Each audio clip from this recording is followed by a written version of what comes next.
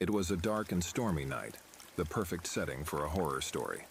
A young couple, Lily and James, had just moved into their dream house. It was a beautiful Victorian home, with large windows and a mesmerizing spiral staircase. They couldn't believe their luck to find such a gem at such an affordable price. But little did they know, the house held a dark secret. A secret that would soon haunt their every waking moment. As they were unpacking their belongings, Lily caught a glimpse of a shadowy figure in the corner of her eye. Startled, she turned around but found nothing. She shrugged it off as her imagination and continued with her chores. That night, as they were getting ready for bed, they heard strange noises coming from the walls. It sounded like whispers and they couldn't make out what the voices were saying, but they decided to ignore it and went to sleep. But their peaceful sleep was interrupted by a loud banging on their bedroom door. James quickly got up and opened the door only to find no one there. He brushed it off as the wind and went back to bed. But the strange occurrences didn't stop there. Every night they would wake up to hear the same noises and see the same shadowy figure. They even started to notice strange symbols on the walls, written in what seemed like blood. Lily and James started to feel uneasy in their own home. Lily's once cheerful demeanor turned into one of constant fear and anxiety. James tried to assure her that it was all in her head, but deep down, even he was starting to doubt his own words. One night, Lily woke up to find herself being pulled out of bed by an unseen force. She screamed for James, who was fast asleep next to her. He woke up with a jolt, only to see Lily being dragged out of the room. He quickly got up and ran after her, but as soon as he reached the hallway, everything went silent. Panicked, he searched the entire house but couldn't find Lily. It was as if she had disappeared into thin air. But then he heard her screams coming from the basement. He raced down the stairs and found Lily lying on the ground, surrounded by the same symbols that were on the walls. She was in a trance-like state, muttering words in a language they couldn't understand. James tried to wake her up, but she seemed to be possessed by something. Suddenly, the basement door slammed shut, trapping them inside. The temperature dropped rapidly, and they could see their breaths. And then, it appeared, a demon with red eyes and a hideous face taunted them. It revealed that the house was built on an ancient burial ground, and they had disturbed the spirits that were resting in peace. Realizing that they were in grave danger, James and Lily prayed for their lives. The demon laughed and vanished, leaving behind a strong smell of sulfur. Scared for their lives, Lily and James decided to leave the house immediately. But as soon as they stepped outside, they realized that the demon had followed them. It had no intentions of letting them go and would torment them for the rest of their lives. For Lily and Jamie's, their dream house turned into a living nightmare, one they would never forget. And the demon's haunting would become a cautionary tale for anyone who dared to cross its path. As night falls and the moon rises high in the sky, the peaceful town of Glenwood becomes engulfed in a dark and sinister presence. It is said that every decade, on the 13th of October, a demonic entity known as the Phantom of Glenwood unleashes its evil powers upon the town, causing terror and chaos. Rumors of the demon's existence have spread throughout the town for centuries, with many claiming to have encountered its wrath. Some say it was once a human, driven mad by the dark forces that consumed it, while others believe it to be a manifestation of pure evil. No one knows for sure how the demon came to be, but one thing is certain. Those who crossed its path never survived to tell the tale. The night of the 13th was approaching, and the townspeople could feel a sense of unease in the air. The streets were deserted, and the once lively town had become eerily quiet. The only sounds that could be heard were the howling of the wind and the distant screams of the demon's victims. Among the many residents of Glenwood were Sarah and David, a young couple who had recently moved into the town. They were unaware of the town's dark secrets and the impending danger that awaited them. On the night of the 13th, as Sarah and David lay in bed, they heard strange noises coming from outside their window. At first, they dismissed it as the wind, but as the sounds grew louder, they realized that something wasn't right. Suddenly, the room was filled with a putrid smell, and a cold breeze swept through the room, causing the candles to flicker. David got up to investigate, but before he could take a step, he saw a figure standing in the corner of the room. It was a tall, dark figure with glowing red eyes and a sinister grin. The room became engulfed in darkness as the figure approached, and Sarah and David could feel a chilling breath on their necks. The demon had finally revealed itself. As the demon spoke, its voice was filled with malice and hatred. It declared that it had chosen them as its next victims, and that they would suffer the same fate as the others who had crossed its path. Sarah and David tried to escape, but the doors and windows were sealed shut. The demon laughed as it watched them struggle, reveling in their fear. It then unleashed its demonic powers, causing the walls to bleed and the furniture to move on its own. Sarah and David were trapped in a nightmarish world of horror, where there was no escape from the demon's wrath. They screamed for help, but no one could hear them. They were at the mercy of the Phantom of Glenwood. As the night wore on, the demon tormented them with visions of their worst fears, driving them to the brink of insanity. They begged for mercy, but the demon showed no mercy, relishing in their suffering. In the morning, the townspeople found Sarah and David's lifeless bodies in their room, with a sinister grin etched on their faces. From that day on, the town was plagued by the demonic haunting, and the legend of the Phantom of Glenwood lived on, a constant reminder of the terror that lurked in the shadows. As Amelia walked through the abandoned house, she couldn't shake off the feeling that something was watching her. The air was thick with an unsettling energy, and the hair on the back of her neck stood on end. She had been hired to do a feature on the history of this house, which was rumored to be haunted by a demonic entity. Being the skeptic that she was, Amelia didn't believe in ghosts or demons. But as she delved deeper into the history of the house, she couldn't ignore the unnerving stories that had been passed down for generations. According to the townspeople, the house was once owned by a family who practiced dark magic. They worshipped a demon and sacrificed innocent victims to please it. But one day the demon turned on them, possessing the entire family and causing them to kill each other in a violent and gruesome manner. Since then, the house was said to be cursed, and anyone who entered it would face the wrath of the demon. As Amelia explored the house, she couldn't deny the strange occurrences that she experienced. Doors would slam shut on their own, and she would hear whispers and cries coming from empty rooms. But what scared her the most was the demonic presence that she could feel lurking in every corner. On the final day of her visit, Amelia decided to conduct an overnight investigation. Armed with her camera and a recorder, she entered the house, determined to capture any evidence of the demonic haunting. As the night went on, the house seemed to come alive. Screeching laughter echoed through the halls, and objects began to fly across the rooms. Amelia's fear turned into terror as she realized that the stories were true and she was not alone in the house. In a state of panic, she ran towards the front door, only to find it locked. The demonic presence surrounded her, making it impossible for her to escape. She could feel its cold breath on her neck and hear its sinister whispers. Desperate for help, Amelia turned to the only option left. She began chanting the Lord's Prayer, hoping to banish the demon. To her surprise, the house fell silent, and the demonic presence vanished.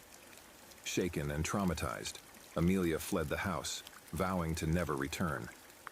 As she looked back at the cursed house, she knew that the demon was still there, waiting for its next victim.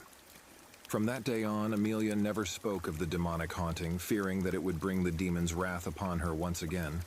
But deep down, she knew that the house was a ticking time bomb, waiting to unleash its horrors on anyone who dared to enter. And that was a secret that Amelia would carry with her for the rest of her life. The house had always had a reputation in the small town of Greyhaven. Locals whispered about the strange noises heard at night, the eerie shadows that seemed to lurk in the windows, and the family that had mysteriously disappeared years ago. It was said that the house was cursed, haunted by a demonic presence that tormented anyone who dared to enter its walls. But for newlywed Copley, Sarah, and Michael, the house was the perfect opportunity to start fresh. They had been searching for a home in the countryside and stumbled upon the abandoned Victorian house in Greyhaven. Despite the warnings from the townspeople, the couple saw potential in the old house and quickly made the purchase. At first, everything seemed perfect. Sarah and Michael were happy to have their own space and began to renovate the house. But as they started to settle in, strange things began to happen. Doors would slam shut, furniture would move on its own, and they would hear whispers and footsteps during the night. At first, they shrugged off these occurrences as old house quirks, but things quickly took a dark turn. One night, as they were getting ready for bed, they heard a blood-curdling scream coming from the basement. Michael, being the brave one, grabbed a flashlight and went to investigate. What he saw sent shivers down his spine. The walls were covered in ancient symbols and the air felt thick with malevolent energy. And in the corner of the room stood a figure with glowing red eyes. Michael fled from the basement, white as a sheet, and told Sarah they needed to leave immediately. But Sarah, being a skeptic, refused to believe her husband's story. She thought he was just stressed from the move and convinced him to stay a little longer. But as the days went on, the presence in the house grew more and more powerful. Sarah would wake up with scratches on her arms. Michael would have nightmares of being possessed, and they would both see the figure with red eyes lurking in the shadows. Desperately seeking answers, Sarah went to the local library to research the history of the house. She discovered that the previous owner, Amelia, was rumored to have dabbled in the occult and was obsessed with summoning demons. It was said that she had succeeded in summoning a powerful demon that possessed her and drove her to madness. It was also rumored that she sacrificed her entire family to the demon before disappearing. Feeling a sense of dread, Sarah rushed back to the house to warn Michael, but it was too late. The demonic presence had taken over Michael's body and he attacked Sarah, intent on sacrificing her to the demon. In a moment of clarity, Michael managed to break free from the demon's grasp and sacrificed himself instead, banishing the demon from the house. But as Sarah wept over her husband's lifeless body, she heard a malicious laughter and turned to see the figure with red eyes standing over her. Amelia had returned, and she needed another host to fulfill her demonic desires. Sarah, now possessed, was doomed to spend eternity in the cursed house, forever haunted by the demonic presence and forced to carry out its sinister bidding. The House of Greyhaven would continue to be a place of terror, claiming victims who dared to enter and succumbing to the darkness that lingered within. I never believed in ghosts. I thought they were just stories, made up by people to scare each other. That was until I started working at the morgue. I was fresh out of college and desperately looking for a job in my field. So when I saw an opening for a mortician at the local morgue, I jumped at the opportunity. I'd always been fascinated by the human body, and the thought of working with the deceased didn't bother me. But my first day on the job proved to be more than I bargained for. As I walked through the dimly lit hallways of the morgue, I couldn't shake off the feeling that I was being watched. Every hair on my body stood on end, and a chill ran down my spine. I tried to brush off the unease and told myself it was just my first day nerves. But as the days went on, the feeling only intensified. I would hear whispers and see shadows out of the corner of my eye. I chalked it up to the old and creepy morgue atmosphere, but deep down I knew something wasn't right. Then strange things started to happen. Bodies would mysteriously move from one slab to another, their limbs contorted in impossible positions. The eerie whispers turned into menacing laughter that seemed to echo through the hallways, and I would often find my tools scattered around the room, as if someone had intentionally messed with them. My colleagues shrugged it off as pranks or my imagination, but I knew there was something more sinister at work. I started to dread going to work, but I needed the job and didn't want to seem like a coward. The turning point came one night when I was working alone. As I was preparing a body for an autopsy, I heard a chilling voice whisper my name. My heart skipped a beat and I looked around, but there was no one there. Brushing it off as my imagination, I continued with my work. But then, I felt a cold hand touch my shoulder. I spun around, but there was no one behind me. That was the moment I realized I was dealing with something otherworldly.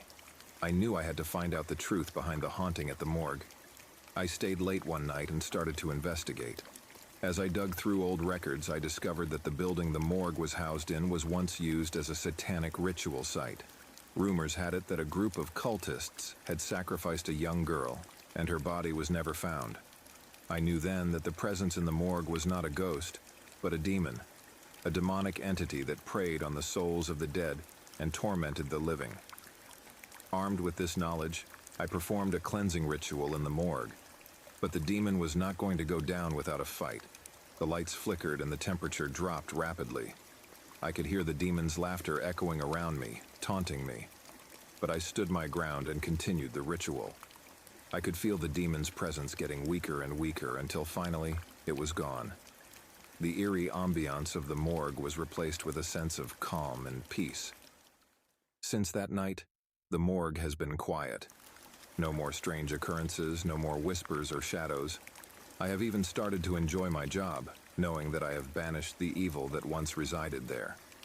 But every now and then, I can't help but wonder if the demon was truly gone, or if it was just biding its time, waiting for the right moment to strike again. I've always been drawn to the morbid and macabre, so when I landed a job at the local morgue, I was ecstatic. I spent my days surrounded by the dead, feeling alive and fulfilled in a way I never had before. Little did I know, my fascination with death would lead me down a path of terror and torment. It all started innocently enough. The first few weeks at the morgue were uneventful, sometimes even peaceful. I enjoyed the quietness of the place, the feeling of being alone with the deceased. But then, things began to change. I would start to hear strange noises coming from the bodies, whispers and giggles that sent shivers down my spine. At first, I dismissed them as my imagination, but soon they became impossible to ignore. One night, as I was doing a routine check on the bodies, I felt a cold hand grab my wrist. I turned around expecting to see a colleague playing a prank on me, but there was no one there. I shrugged it off as my mind playing tricks on me and went back to my work. But then the bodies started to move on their own. It was subtle at first, just a twitch here and there. But as the days went by, their movements became more violent and purposeful. It was as if they were trying to communicate with me. I tried to tell my boss about the strange occurrences, but he just laughed it off and said it was my mind playing tricks on me. But I knew it was something more, something sinister. I started to spend less and less time at the morgue, dreading the nights that I had to work. But eventually, I couldn't avoid it any longer. I was scheduled for the night shift, alone in the morgue. As I walked through the dimly lit hallways, I could feel eyes watching me. I tried to shake off the feeling and focused on my tasks, trying to get through the night as quickly as possible. And then I saw it. A figure, standing at the end of the hallway. It was tall and shadowy, with red glowing eyes that seemed to pierce through me. I froze in fear, unable to move or scream. The figure slowly started to move towards me, its body contorting in unnatural ways. I wanted to run, to escape the morgue and never look back. But I was paralyzed with fear. The figure was now only a few feet away from me, and that's when I saw it. Its face, or lack thereof, was just a gaping black hole with rows of sharp teeth. I finally found the courage to scream, but before I could make a sound, the figure lunged at me, its cold grasp wrapping around my throat. I struggled to break free, but I was no match for the demonic entity. For what felt like hours, it tortured me, whispering words of death and despair into my ear. When I finally woke up, I was in a hospital bed, with my boss sitting beside me, looking concerned. He explained that they found me unconscious in the morgue and called an ambulance. I tried to tell him about the demon, about everything that had happened, but he just shook his head and told me it was all just a nightmare. But I know the truth. The demon still haunts me, lurking in the shadows, waiting for the opportune moment to return and finish what it started. I can never set foot in that morgue again, but the memories and the nightmares will stay with me forever. The living may fear death, but it's the dead that we should truly fear. As I walked down the dimly lit hallway of the abandoned morgue, I couldn't shake off the sense of dread that enveloped me. The walls were covered in peeling paint and the musty smell of death lingered in the air. I had always been fascinated by horror stories, but I never imagined that I would one day find myself in the midst of one. My name is Emily, and I am a freelance journalist. I had been assigned to write an intriguing piece on the infamous abandoned morgue of our city. The morgue had a notorious history with countless tales of paranormal activities and unexplained deaths. I was skeptical about all the stories, but I wanted to delve deeper and uncover the truth. As I stepped into the morgue, I felt a chill run down my spine. The autopsy room was the first area I explored. The stainless steel autopsy table still had dried bloodstains on it, and the rusted tools scattered around it sent shivers down my spine. I couldn't imagine the horror that must have taken place in this room, but that was only the beginning. As I made my way to the first cold storage room, I heard strange whispers. I brushed it off, thinking it was just my mind playing tricks on me. But as I entered the room, I couldn't deny the sudden drop in temperature. The body refrigerators were still intact, and with each step I took, I felt as though someone was watching me. I quickly made my way to the next room, trying to shake off the unsettling feeling. But as I entered the second cold storage room, I was frozen in fear. The bodies inside the refrigerators were not just corpses, but mangled, disfigured forms with bloodshot eyes staring at me. I stumbled backward in shock, my heart pounding in my chest. I had to get out of there, but my curiosity got the better of me, and I decided to continue exploring. I entered another room, which was once the morgue's office. The walls were adorned with images of demons and pentagrams. The desk was overturned and covered in blood-stained papers. As I looked around, I noticed a peculiar symbol etched on the wall. It was a symbol of a demon, and it sent shivers down my spine. I couldn't believe what I was seeing. It was as if the morgue was a haven for dark forces. I decided to leave the morgue and come back another day with more equipment to capture evidence. But as I turned to leave, I heard someone whisper my name. I froze in fear as the hair on the back of my neck stood up. I was alone in the morgue, and there was no one around who could have whispered my name. I slowly turned around and my worst fears came true. Standing in front of me was a tall, dark figure with blood-red eyes and horns protruding from its head. Its face was contorted into a sinister grin, revealing razor-sharp teeth. I was paralyzed with fear as the demon let out a chilling laugh. I could feel its presence, and I knew that I was in grave danger. I tried to run, but my legs wouldn't move. The demon's laughter grew louder as it started to advance towards me. I mustered all my courage and screamed for help, hoping that someone would hear me. But my screams echoed through the morgue, and there was no one there to save me. Just as the demon was about to grab me, I felt a sudden force pushing me. I fell to the ground and quickly scrambled to my feet, not looking back as I ran for my life. I didn't stop until I reached the exit, and I never looked back. I could still hear the demon's mocking laughter echoing through the empty hallways. I couldn't believe that what I had just experienced was real. The demon, the whispers, the mangled bodies. It all felt like a nightmare. But it was all too real. I shook with fear as I sat in my car trying to process what had just happened. After that terrifying encounter, I never stepped foot in the abandoned morgue again. But that incident changed me in ways I couldn't imagine. I became obsessed with the morgue and the demonic forces that resided there. I started reading books on demonology and paranormal investigations. As I dug deeper into the morgue's history, I discovered that it was not always abandoned. It was a functional morgue until a few decades ago when a series of unexplained deaths occurred. These deaths were linked to the devil-worshipping cult that allegedly used the morgue as their sacrificial ground. I also found out that many people who had visited the morgue experienced paranormal activity just like me. Some claimed to have been attacked by an invisible force, while others reported seeing the same demon that had confronted me. The more I delved into the morgue's history, the more I was convinced that the place was truly cursed. My curiosity and obsession led me to visit the morgue again, in the hope of capturing evidence of the demon's existence. This time, I was better prepared, with cameras, voice recorders, and other equipment to document any paranormal activity. As I entered the morgue, I felt a chill run down my spine. The atmosphere was thick with an eerie silence. I started my investigation in the autopsy room, where I had my first encounter with the demon. I could feel its presence, but I was determined not to let fear consume me. I moved on to the cold storage rooms, where I placed cameras in strategic locations. I also set up voice recorders to capture any electronic voice phenomenon, EVP. As I finished setting up my equipment, I noticed the same symbol I had seen on the office wall etched on one of the body refrigerators. It sent shivers down my spine, and I knew that I was walking into danger once again. As the night went on, I started to feel a slight pressure on my head. I brushed it off as exhaustion, but the pressure kept increasing. I continued my investigation, determined to capture some solid evidence. At one point, I heard someone whisper my name, just like the first time. But this time, I was not afraid.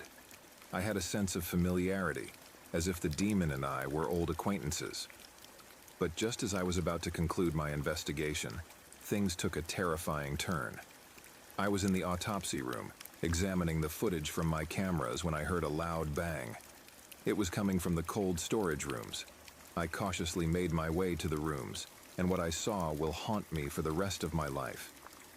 The body refrigerators had been opened, and the corpses were missing. In their place were the mangled, disfigured bodies that I had seen on my first visit. But this time, they were moving, their bloodshot eyes fixed on me.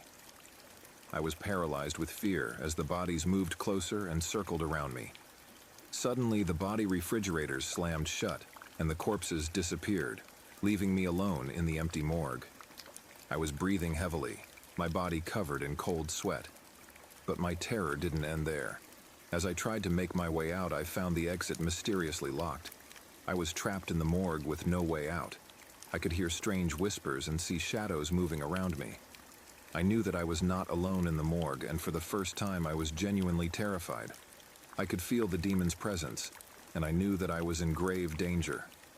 Just when I thought things couldn't get any worse, I saw the demon standing in front of me.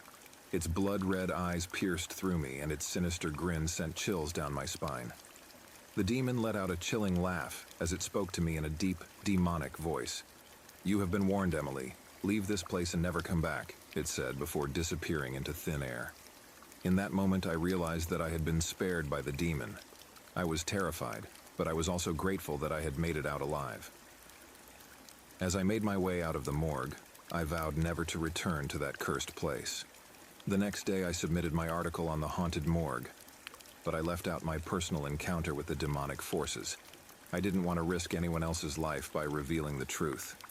Even though it was a story that would have made headlines, I couldn't bear the thought of putting anyone else in danger. I learned my lesson.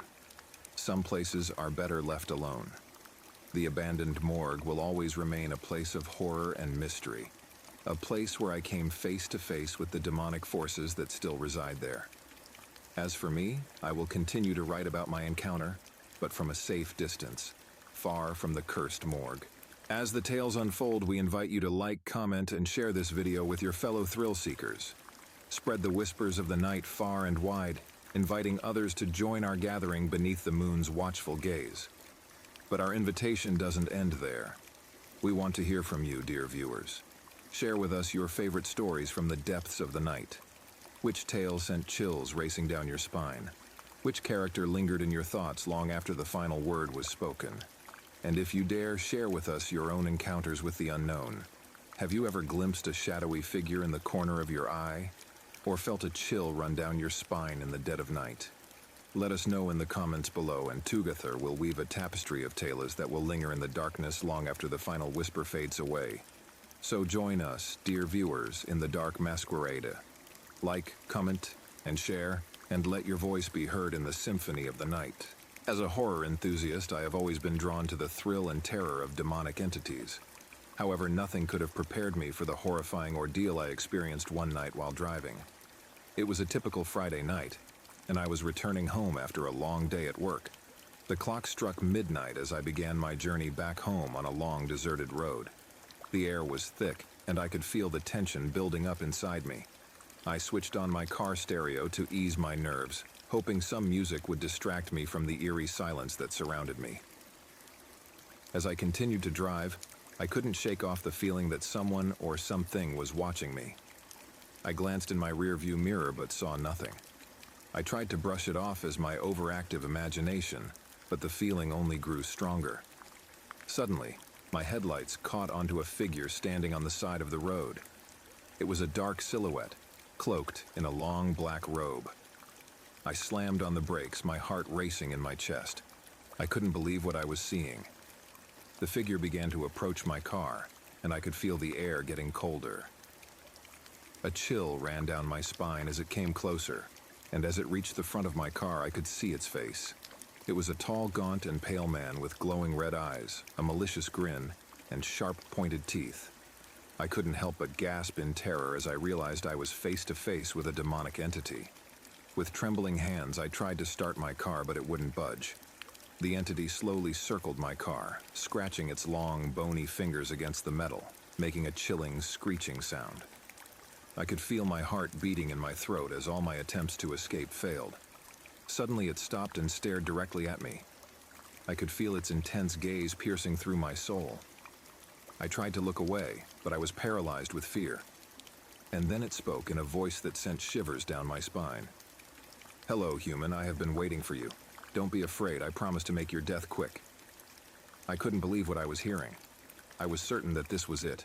I was going to die. My mind was racing and I knew I had to do something to survive. I remembered hearing that demonic entities have no power over people who are not afraid of them. So I tried to calm myself down and project an image of strength. The entity seemed to sense my resistance and let out a blood-curdling laugh. It then disappeared into thin air, leaving me alone on the deserted road. I quickly started my car and drove off, my heart racing in my chest. I was relieved to have escaped it, but I couldn't shake off the feeling that it was not over yet. As I drove, I could see the entity in my rearview mirror, following me with a malicious grin. I knew I had to get rid of this demonic presence, so I drove faster, hoping to leave it behind. But no matter how fast I went, it was still behind me, its red eyes glowing in the darkness. I could feel its evil intentions, and I knew I had to do something before it caught up to me. I remembered reading that holy objects could ward off demonic entities. Panic-stricken, I searched frantically for something holy in my car. Finally, I found a small cross tucked away in the glove compartment. I clutched onto it tightly, praying for it to protect me. To my horror, the entity grew even more powerful and started to manifest on my front windshield. Its face was now distorted, and its laughter was deafening. I could feel its hands reaching out to me, trying to break the protective shield I had created with the cross. In a desperate attempt to ward it off, I held out the cross toward the windshield, but it only made the entity angrier. Suddenly, the windshield shattered into pieces and the entity entered my car. I could feel its cold breath on my face, and before I could react, it spoke again. "I see you have found a way to resist my power. But remember, I am not alone. We will meet again." And with that, it disappeared into thin air, leaving me in a state of utter shock and terror. I was shaking uncontrollably, but I knew I had to get out of there as soon as possible. I drove home as fast as I could, constantly looking behind me and expecting the entity to reappear at any moment. But thankfully, I reached home safely. As I entered my house, I was exhausted and traumatized by the horrific encounter. I couldn't believe what had just happened and felt lucky to be alive.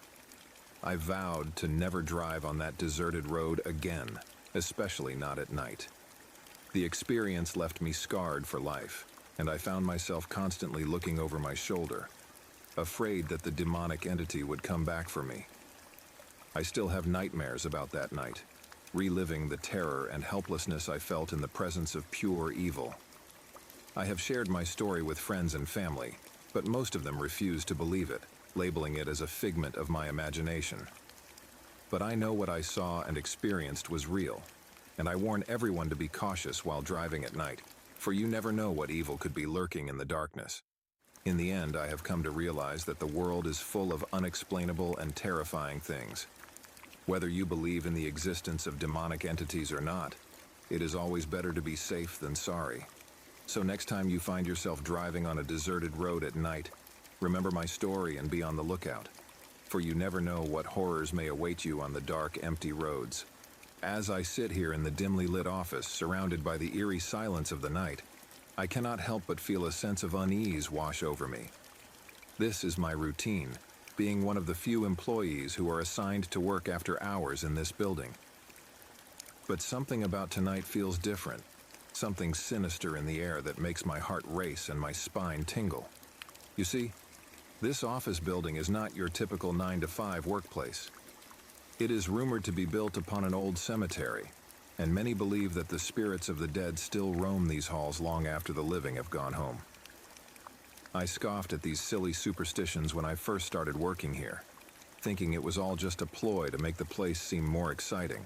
But as the hours tick by, I can't help but wonder if there is a grain of truth to these stories. It all started a few months ago when one of the security guards, who had been with the company for years, went missing during his night shift. His colleagues searched the entire building, but he was nowhere to be found. The only evidence of his presence was his abandoned post at the front desk, the security camera footage showing a flicker of movement before it cut off. The police were called and a thorough investigation was initiated, but there were no leads, No evidence of foul play. Eventually, the case was closed, and the missing guard was simply declared dead. Ever since that incident, there have been strange occurrences in this building after hours. Some of my colleagues have reported feeling a cold breath on the back of their necks when no one else is around. Others have seen shadowy figures lurking in the corners of their eyes. And then there are the whispers, faint but distinct, that echo through the empty hallways. We have all tried to brush it off as our imagination playing tricks on us, but deep down we all know that something is not right in this place. Tonight, as I sit at my desk staring at the computer screen in front of me, I cannot shake off the feeling that I am being watched. It's almost as if someone, or something, is standing behind me, observing my every move. With a gulp, I turn around, half expecting to see a ghostly figure staring back at me. But there is nothing, just the fluorescent lights buzzing above and the rows of empty cubicles. I try to focus on my work, but my mind keeps wandering to the missing security guard. What if he had stumbled upon something he shouldn't have? What if he had uncovered the truth about this place, and it cost him his life? The thought alone sends shivers down my spine. I shake my head, trying to shake off these intrusive thoughts, and continue typing away at my keyboard. Suddenly, I hear a loud crash from the other end of the office. My heart leaps into my throat as I stand up from my desk, my eyes darting around the room. Did I imagine that sound? Or was it something or someone trying to communicate with me? I take a deep breath and tell myself it's nothing, just the usual office noises.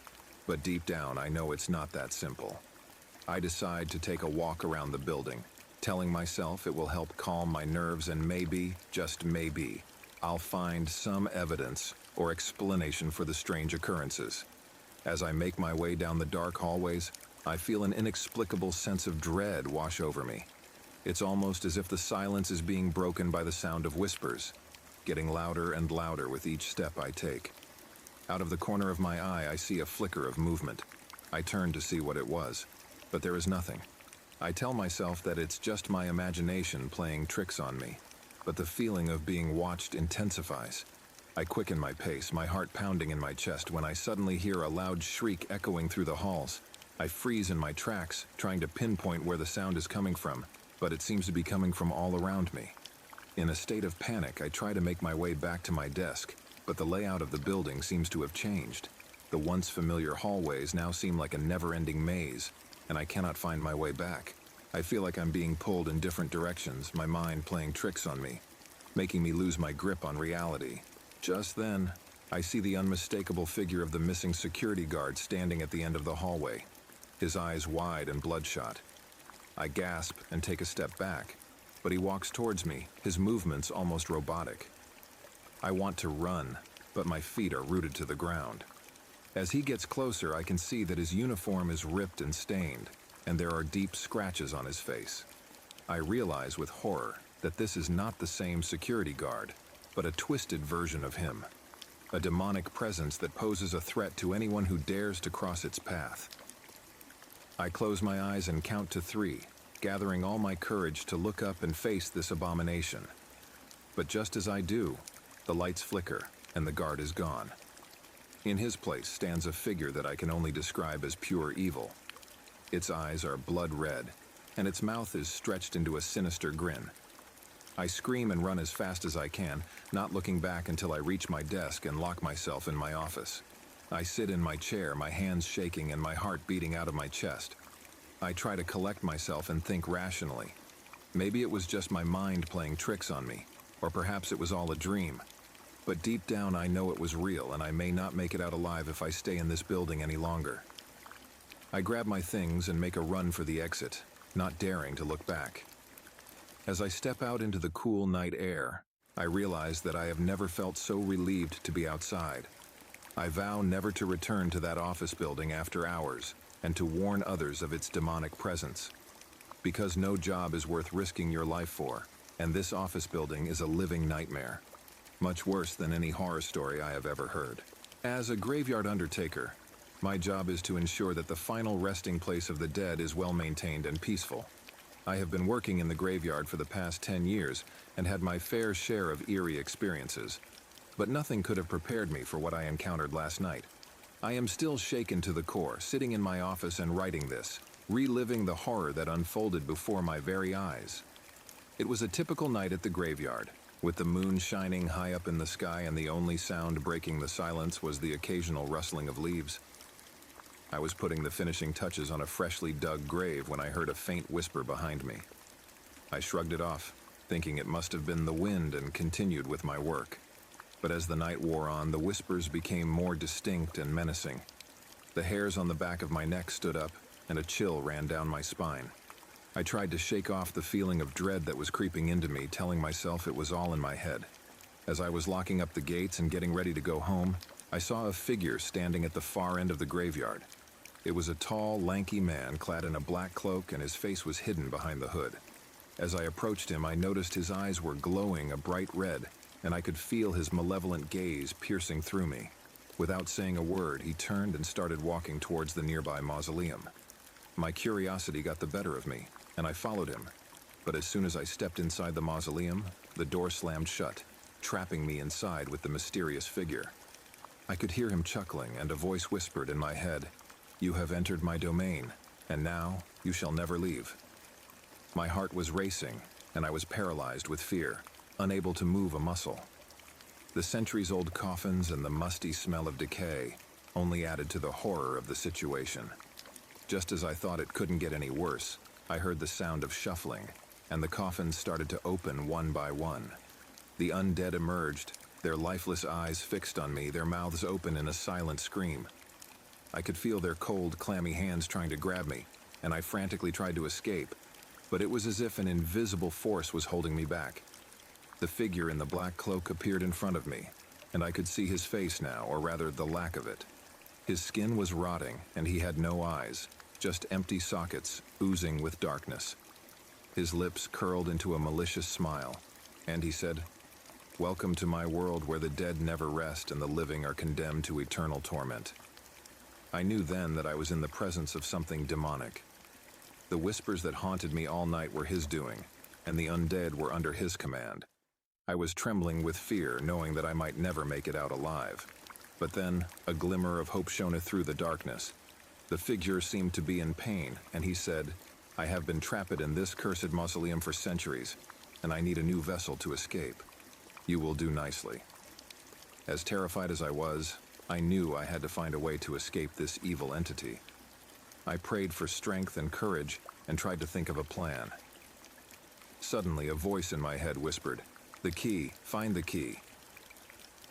I scanned the room frantically and saw a rusty key hanging on the wall. I made a run for it, grabbed the key, and unlocked the door, just as the undead were about to grab me. The mausoleum door opened, and I ran for my life, not daring to look back. Once I was safely outside, I collapsed, panting and shaking. It was only then that I realized I'd been holding my breath the whole time.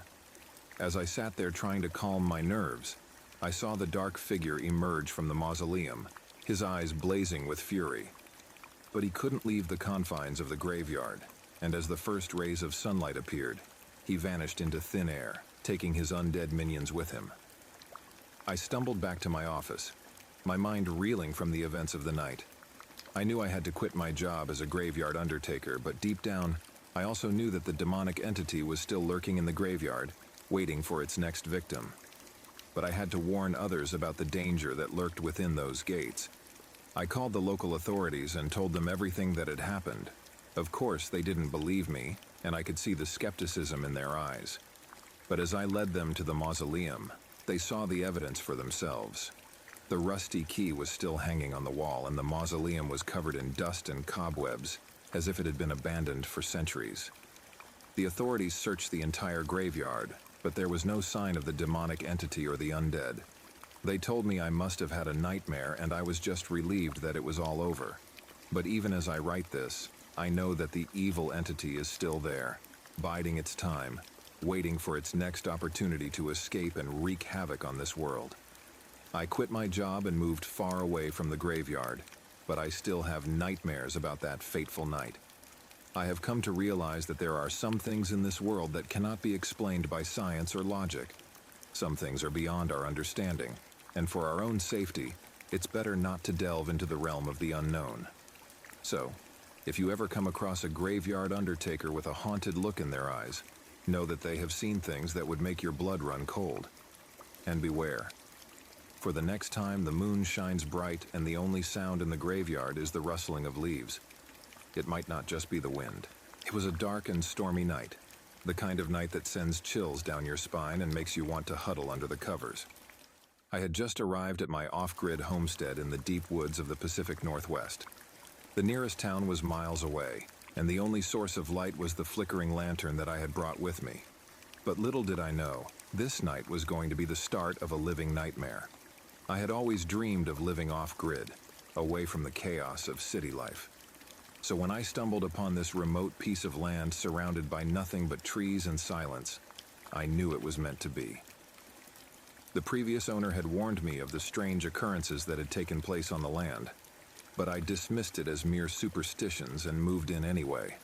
As I made my way to the small cabin that would be my home, the wind howled and the trees rustled ominously. The rain lashed against my jacket, as if trying to warn me of the dangers that awaited me. But I was determined to make this place my own, and nothing was going to scare me away. I settled into my new home, and soon got into a routine of tending to my vegetable garden, collecting rainwater and chopping wood for my fireplace. Life was simple and peaceful, just the way I had always wanted it. However, that peace was short-lived. One night, while I was sitting by the fireplace reading a book, I heard a loud noise coming from outside. It sounded like someone was banging on the front door. I cautiously made my way to the door and peered through the peephole, but there was no one there. Just as I was about to dismiss it as the sound of the wind, I heard a voice whisper my name. My heart raced and my palms began to sweat. How could someone know my name in such a remote location? I tried to brush it off as my imagination playing tricks on me, but the feeling of being watched lingered. I quickly locked all the doors and windows and tried to go to sleep. But just as I was about to doze off, I heard footsteps outside my bedroom window. They were slow and deliberate, as if someone was purposefully trying to scare me. I mustered up the courage to look outside, but all I could see was darkness and the faint glow of my lantern. The next morning, I woke up to find that all the vegetables in my garden had been uprooted and thrown around. It was as if someone had been stomping on them all night. I searched the perimeter of my property but found no signs of a break-in or any other human presence. That's when I remembered the strange occurrences that the previous owner had warned me about. I decided to do some research about the history of my off-grid homestead. To my horror, I discovered that the land had a dark past. It had once been owned by a family who had died under mysterious circumstances. Rumors of a demonic presence haunting the land had spread, leading the locals to believe that the family had been killed by the devil himself. The land had been abandoned ever since. I couldn't believe that I had moved into a place with such a dark history, but I was determined to prove to myself that there was nothing to be afraid of. That night, I sat by my fireplace and read all about exorcisms and ways to ward off evil spirits. I even made crosses out of twigs and hung them around my cabin. I thought I had it all under control, but little did I know. The demon had other plans. The following night, I was awakened by a loud crash from the kitchen. I grabbed my flashlight and crept towards the source of the noise. As I entered the kitchen, I saw the shelves had been thrown off the wall, and all my jars of food were smashed on the floor. But what scared me the most was the message written in blood on the wall. "Get out." My heart was pounding so loud that I thought it would burst out of my chest. I immediately packed my bags and ran out of the house, not looking back. As I made my way towards the nearest town, I could feel the presence of the demon following me, taunting me with its wicked laughter. After that horrifying experience, I never returned to my off-grid homestead. I couldn't shake off the feeling that I was being watched even in the safety of my new home in the city. The demon had permanently marked me, and I knew that it would never leave me alone. Years went by, and the memories of that fateful night started to fade. I had moved on with my life and had all but forgotten about my off-grid homestead. That was until one day I received a visit from the new owners of the land. They had also experienced strange occurrences and had come to seek my help. Against my better judgment, I agreed to go back to the homestead with them. As we approached the cabin, I could feel a heavy sense of dread settling in. but I pushed it aside and focused on helping the new owners. We gathered around the fireplace and I told them my story, warning them of the danger that lurked in the shadows. They didn't believe me and brushed it off as an overactive imagination. But as the night went on, strange things started to happen. The lanterns started to flicker, the doors and windows began to bang, and we could hear footsteps on the roof. In a state of panic, we ran out of the cabin and into the darkness. And that's when we saw it, a figure standing in the woods, its eyes glowing a bright red. The new owners started to believe me now as we huddled together, frozen with terror. The figure began to move towards us, its long arms dragging against the ground and its mouth twisted into a sinister grin. We ran as fast as we could towards the nearest town, not looking back until we were safe inside the local church. The demon had finally revealed itself and made its intentions clear. It wanted us gone. As I sit here shaking and traumatized by the events of that night, I can't help but regret ever stepping foot on that cursed land. The demonic presence that resided there had awakened something inside of me, a fear that I can never escape. And although the off-grid homestead may now have new owners, I will always remember that night as the one that changed my life forever. My heart was pounding as I walked through the dense forest towards my off-grid homestead. It had been a long journey, but I was finally here. The crisp autumn air filled my lungs, and the rustling of leaves under my boots echoed through the stillness of the forest. As the adrenaline pumped through my body, I couldn't help but feel a sense of unease creeping up on me.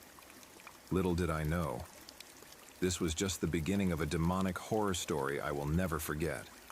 I had always yearned for a simpler life, away from the chaos of the city. So when I stumbled upon this remote piece of land, I knew it was meant to be. The homestead was a small wooden cabin nestled in the heart of the forest. No neighbors, no cell reception, just the sound of nature and the company of my thoughts. It was the perfect escape from the hustle and bustle of modern life. But little did I know, this homestead held a dark secret. As I approached the cabin, I couldn't shake off the feeling of being watched. The hairs on the back of my neck stood up as a chill ran down my spine.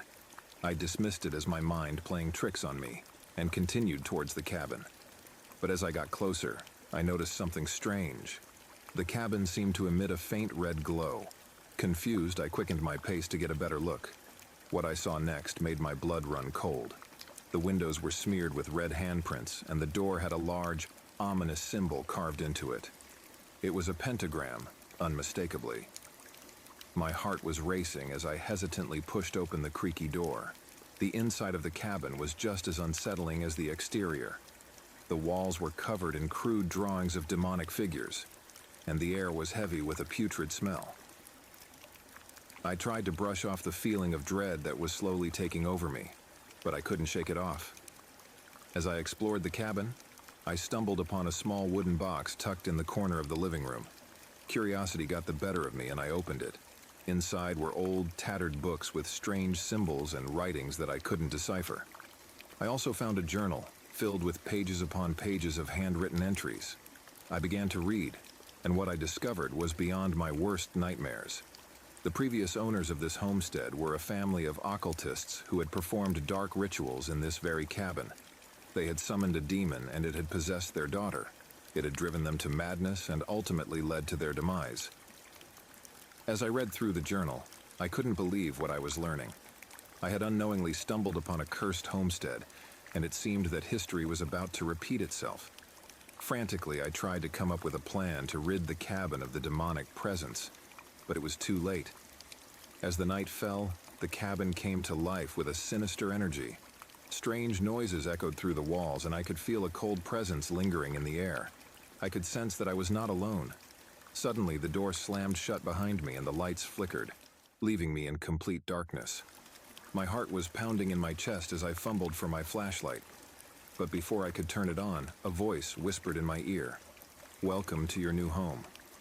I froze in terror as I realized that I was not alone in the cabin. The demonic entity had been waiting for me, and it had no intention of letting me leave. Panicking, I ran towards the door, frantically trying to open it, but it refused to budge as if it was sealed shut. I was trapped in this cursed cabin with a demon. For hours, I sat in the corner of the living room, clutching onto the journal for dear life. The demonic presence lurked in every corner, and I could hear its sinister whisperings in my mind. I couldn't take it anymore, and in a moment of desperation, I began to recite the incantations I had found in the journal. I had no idea if it would work, but I had to try. Suddenly, the cabin began to shake violently, and the air was filled with a deafening screech. The demon was enraged, and it was coming for me. I closed my eyes, bracing for the worst, but instead I was greeted with a blinding light and the sound of metal clashing. As I opened my eyes, I saw a figure standing in front of me, holding a sword of holy light. It was a priest, and he had come to exorcise the demon.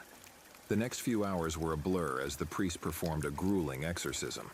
I could hear screams of agony and the sound of objects being thrown around the cabin, but I was too weak to move.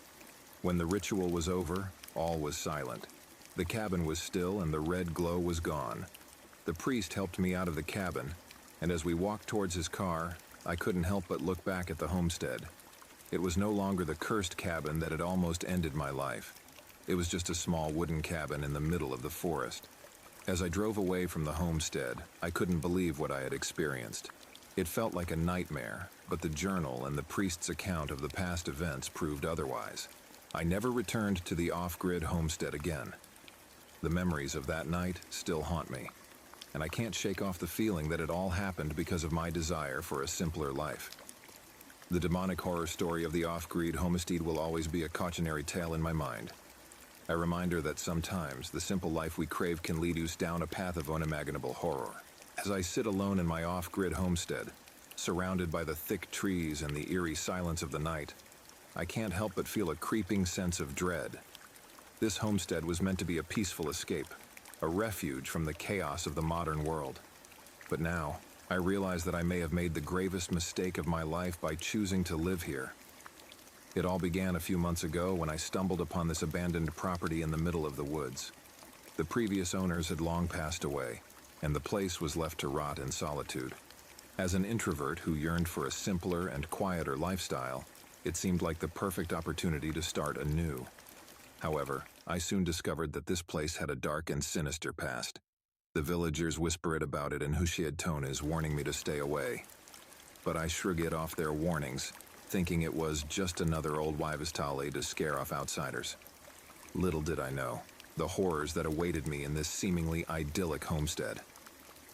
The first few days were peaceful, as I spent my time setting up my new home.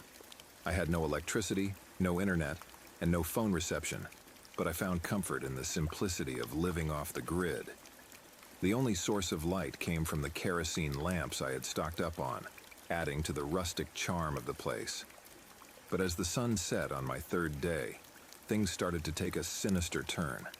I heard strange noises coming from the woods outside my cabin. At first, I dismissed it as the usual sounds of wildlife, but as the noises grew louder and more persistent, I couldn't shake off the feeling that I was being watched. Whenever I stepped out to investigate, the noises would stop, and I would be left standing in the dark, feeling foolish and paranoid. But it was during the nights that the real terror began. I would often wake up to find my windows open, even though I was sure I had closed and locked them before going to bed. My belongings would be scattered around, and sometimes I would find scratches on the wooden floors, as if something had been clawing at them. I was scared, but I convinced myself that it was just my mind playing tricks on me, and that I was imagining things. However, my rationalizations were shattered one night when I woke up to a figure standing at the foot of my bed. It was a woman dressed in a white gown, her hair matted and tangled, and her eyes filled with malice. I screamed and reached for my lamp, but as soon as the light hit her, she vanished into thin air. I was left trembling and sweating, realizing that this was not a figment of my imagination. The following days and nights were filled with more strange occurrences. I would often wake up with bruises or scratches on my body, with no recollection of how I got them. My belongings would go missing only to reappear in the most unexpected places, and sometimes I would catch glimpses of shadowy figures darting around outside my cabin. I was terrified and desperately sought help from the villagers, but they remained tight-lipped and warned me to leave the homestead immediately. They told me that this place was cursed, and anyone who dared to live here would meet a gruesome fate. but I was stubborn and determined to make this my home, refusing to let some superstition scare me away. However, my resolve was tested when one night, the woman in white appeared again, this time with a warning. She spoke in a low, raspy voice, telling me to leave before it's too late. I was puzzled and begged her to explain, but she simply disappeared, leaving me more confused and frightened than ever. As the days passed, the paranormal experiences only got worse. My dreams were plagued with nightmares, my body was plagued with injuries, and the cabin itself seemed to have a life of its own. Doors would creak open and objects would move on their own, as if controlled by some unseen force. I was certain that this place was haunted, and I was living in the midst of a demonic presence. One day, while rummaging through the attic, I stumbled upon an old journal belonging to the previous owners. The journal was filled with disturbing entries, detailing their descent into madness and their belief that the woods were home to a powerful demon. They had conducted dark rituals to appease the demon, hoping to gain wealth and power. But instead, they were consumed by their own greed and ended up sacrificing their own souls to the very entity they had summoned. I read the last entry, written in a shaky hand, where they had begged for forgiveness and pleaded for the demon to spare them. But it was too late. The demon had claimed their souls and had been terrorizing anyone who dared to live on the property ever since. It all made sense now. The strange noises, the shadowy figures, and the woman in white were all manifestations of the demon's presence. It had been toying with me, trying to break me down and claim my soul just like it did with the previous owners. I knew then that I had to leave, but the demon wouldn't let me go so easily. The night before I planned to pack up and leave, it unleashed its full fury on me. I heard growls and hisses coming from all around me, and the walls of the cabin shook violently. The woman in white appeared one last time, this time with a face contorted in rage. She screamed and clawed at me, trying to drag me out of bed and into the darkness outside. I fought back with all my might, and eventually, the attack stopped. I was left battered and bruised, but I had survived the demon's wrath. With a newfound determination, I gathered my belongings and left the homestead, never looking back. I knew that I would never be able to find peace in that cursed place. As I drove away, I could feel the weight of the demon's presence lift off of me, and I knew I had escaped with my life. Now, as I sit here in the comfort of my new home, I can't help but shudder at the thought of what could have happened if I had stayed a moment longer. The off-grid homestead that was meant to be my safe haven had turned into a living nightmare. And the memory of the demonic entity that haunted it would forever be etched in my mind, reminding me of the dangers that lurk in the shadows of the woods. As the final shadows of the night recede and the echoes of our tales fade into the darkness, we bid you farewell from the dark masquerade. Thank you for joining us on this journey through the realms of the unknown and the unexplained. But fear not, dear friends, for the night is ever alive with whispers and secrets waiting to be uncovered. Until we meet again beneath the cloak of midnight, may your dreams be haunted by the echoes of our stories and the promise of new adventures yet to come. Remember to like, comment, and share your favorite tales, and share your own encounters with the darkness below. Until next time, may the night embrace you in its chilling embrace, and may the mysteries of the dark masquerade continue to thrill and enthrall. Good night and sweet dreams, if you dare.